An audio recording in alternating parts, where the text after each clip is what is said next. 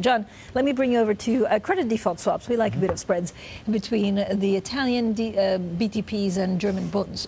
should that be a lot higher? I know there's, ECB and Mario Draghi, they're ready to act, but how much risk is there in the Italian economy right now?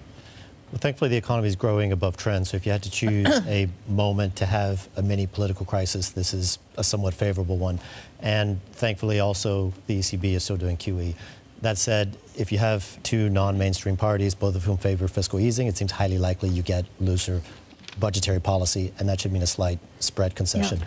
I don't think this is going to be a dramatic widening because of those other cyclical and policy forces I mentioned. And I also don't look at this as a currency issue. I think for Italian fiscal policy to be an issue for the euro, I think you need such irresponsible policy making that Italy experiences a funding crisis, and I don't think that's the direction that policy is going. I think it's a modest fiscal easing. But John, the concern, I guess, is that now that you have a populist government, right, they either don't get along and so don't get much done, or you could see a reversal of some of the reforms. You could see a lot of money being given out, which were some of the campaign promises. I mean, if you take, Lega and the Five-Star movement, even if they implement 20% of what they promised in the elections, Italy will be much worse off from a fiscal point of view. I think it's a question of how much worse off. Worse off than where they are?